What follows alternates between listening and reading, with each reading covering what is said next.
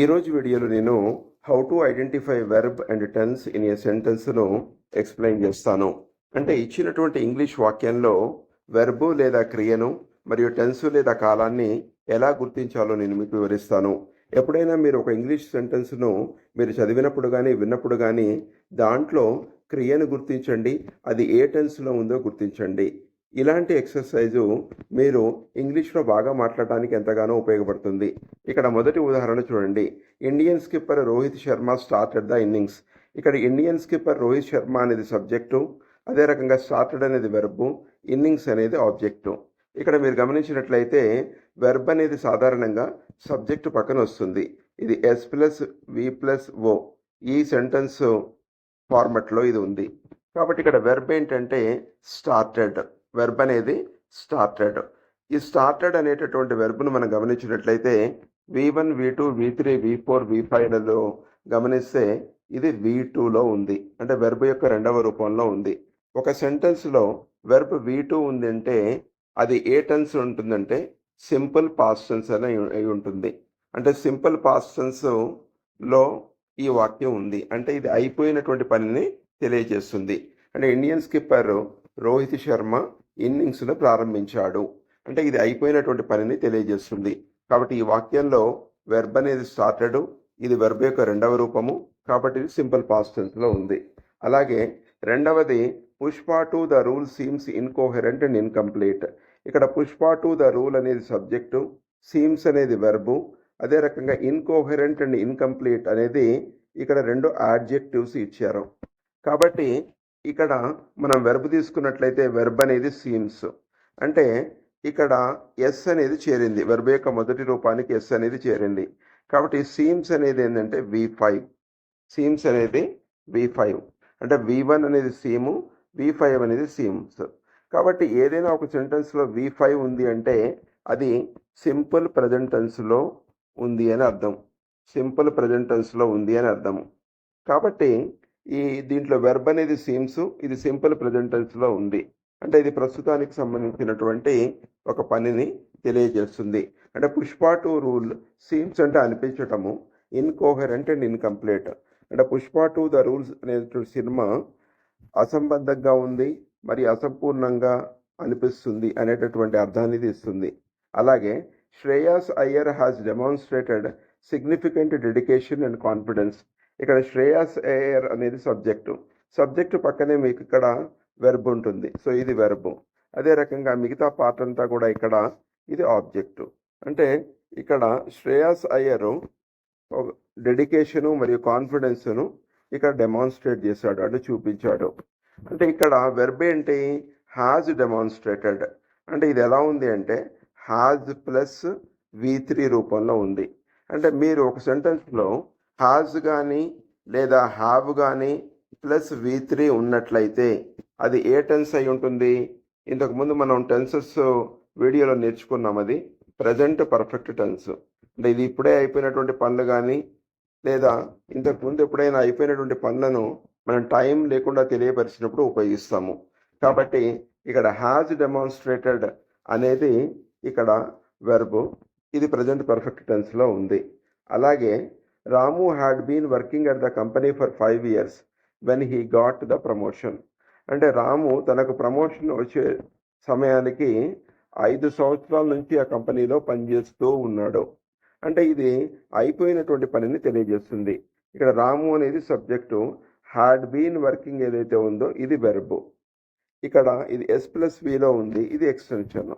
కాబట్టి had been working అని ఉంది వెర్బ్ అనేది. అంటే వర్కింగ్ అనేది ఏ verb form? V1, V2, V3, V4, V5 అని చూస్తే ఇది హ్యాడ్ బీన్ ప్లస్ V4. ఇది హ్యాడ్ బీన్ ప్లస్ V4 అనేది ఏ టెన్స్కి సంబంధించింది అంటే హ్యాడ్ వచ్చింది కాబట్టి ఇది పాస్ట్ టెన్స్.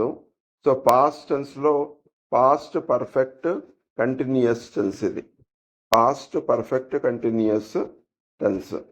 అంటే ఇది గతంలో ఒక కంటిన్యూస్గా జరిగినటువంటి ఒక యాక్టివిటీ గురించి ఇది మనకి ఇక్కడ తెలియజేసింది. కాబట్టి Ramu had been working at the company for 5 years when he got the promotion. ఇక్కడ హ్యాడ్ బీన్ వర్కింగ్ అనేది వెర్బు, ఇది పాస్ట్ పర్ఫెక్ట్ కంటిన్యూస్ టెన్స్లో ఉంది. ఇంకొకటి ఏంటంటే they take the help of మౌలి. ఇక్కడ ఇది సబ్జెక్టు, ఇది వెర్బ్. సో ఇక్కడ దీని పక్కన ఏదైతే ఉందో ఇది మనకు ఆబ్జెక్ట్ పార్ట్. సో ఇక్కడ కూడా మీరు గమనించినట్లయితే సబ్జెక్ట్ పక్కన వెర్బ్ వచ్చింది. వెర్బ్ ఎలా ఉంది? టేక్. అంటే ఇది ఏ క్రియారూపమో చూడాలి. V1, V2, V3, V4, V5లో ఇది V1. ఇక్కడ దే అనేది వచ్చింది కాబట్టి ఇక్కడ V1 వచ్చింది.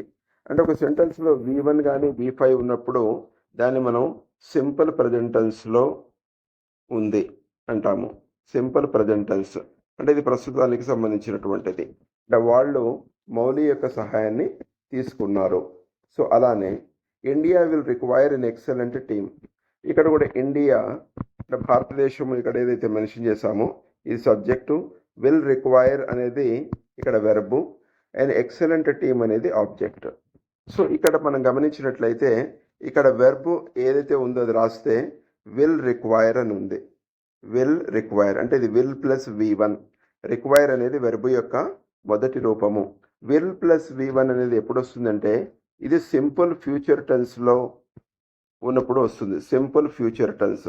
ఇక్కడ వెర్బ్ అనేది విల్ రిక్వైర్, ఇది విల్ ప్లస్ V1 రూపంలో ఉంది కాబట్టి ఇది సింపుల్ ఫ్యూచర్ టెన్స్.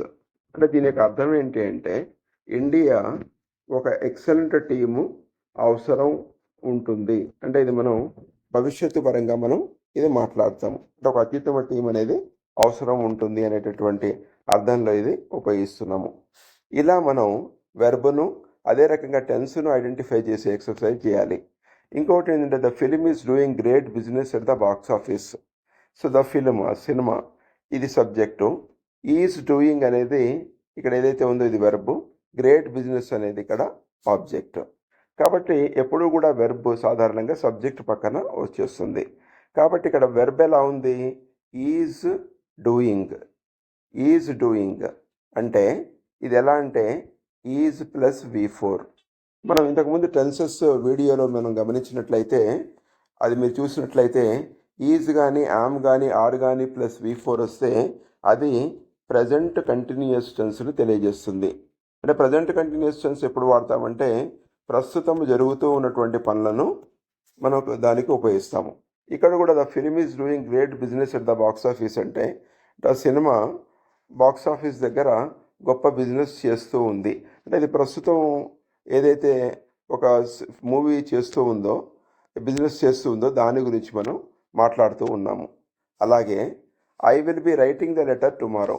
ఐ అనేది ఇక్కడ సబ్జెక్టు, విల్ బి రైటింగ్ అనేది వెర్బు, ద లెటర్ అనేది ఆబ్జెక్ట్ ఇక్కడ.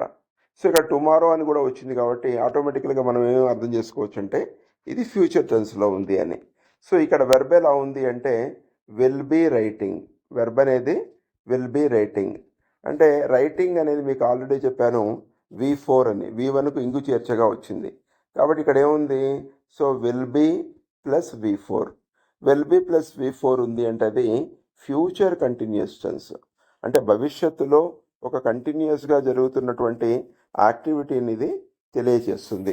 I will be writing the letter tomorrow. నేను రేపు లెటరు రాస్తూ ఉంటాను అంటే రేపు జరిగేటటువంటి ఒక కంటిన్యూస్ యాక్టివిటీ గురించి ఇది తెలియజేసింది. అలాగే Ramani has been reading the newspaper for 30 minutes. ఇక్కడ రమణి అనేది సబ్జెక్టు, హ్యాస్ బీన్ రీడింగ్ ఏదైతే ఉందో దీని పక్కన ఉన్నదంతా కూడా వెర్బు, ద న్యూస్ పేపర్ ఏదైతే ఉందో ఇది ఆబ్జెక్ట్. సో ఇక్కడ వెర్బ్ తీసుకున్నప్పుడు హ్యాస్ బీన్ రీడింగ్ అని ఉంది. సో హ్యాస్ బీన్ రీడింగ్ అంటే రీడింగ్ అనేది ఏంటి? V4. మనం ఇంతకుముందు టెన్సెస్ వీడియోలో మనం ఏం నేర్చుకున్నామంటే హ్యాస్ బీన్ ప్లస్ V4 లేదా హ్యావ్ బీన్ ప్లస్ V4 వచ్చినప్పుడు అది ప్రజెంట్ పర్ఫెక్ట్ కంటిన్యూస్ టెన్స్లో ఉంటుంది. అంటే ప్రజెంట్ పర్ఫెక్ట్ కంటిన్యూస్ టెన్స్ ఎప్పుడు ఉపయోగిస్తామంటే మనం ఒక యాక్టివిటీ ఎప్పుడో మొదలై ఇంకా జరుగుతూ ఉన్నట్లయితే మనం ప్రజెంట్ పర్ఫెక్ట్ కంటిన్యూస్ టెన్స్ ఉపయోగిస్తాము. ఇక్కడ కూడా అర్థం ఏంటి? Ramani has been reading the newspaper for 30 minutes అంటే రమణి 30 నిమిషాల నుంచి న్యూస్ పేపర్ చదువుతూ ఉంది. అంటే 30 నిమిషాల క్రితం మొదలైంది, ఇంకా కూడా యాక్టివిటీ జరుగుతూ ఉంది, ఆగిపోలేదు. అలాంటప్పుడు ప్రజెంట్ పర్ఫెక్ట్ కంటిన్యూస్ టెన్స్ని ఉపయోగిస్తాము. అలాగే the children were shouting when the teacher came in. ఇక్కడ కూడా ద చిల్డ్రన్ ఏదైతే ఉందో సబ్జెక్టు, వెర్ షౌటింగ్ ఏదైతే ఉందో verb, so when the teacher came in. So ఇక్కడ గమనించినట్లయితే మీకు రెండు వెర్బ్స్ ఉన్నాయి. వెర్ షౌటింగ్ అంటే ఇక్కడ వెర్ ప్లస్ V4. ఇక్కడ వెర్బే ఉంది, వెర్ ప్లస్ V4. అంటే వజ్ కానీ లేదా వెర్ కానీ వచ్చి V4 వచ్చింది అంటే అర్థం ఏంటంటే ఇది పాస్ట్ కంటిన్యూస్ టెన్స్లో ఉంది. పాస్ట్ కంటిన్యూస్ టెన్స్లో ఉంది అంటే గతంలో ఒక కంటిన్యూస్ యాక్టివిటీని తెలియజేయడానికి ఇది ఉపయోగిస్తాము. అలాగే కేమ్ అనేది ఏంటంటే ఇది మనకు V2లో ఉంది, అంటే సింపుల్ పాస్ట్ టెన్స్లో ఉంది.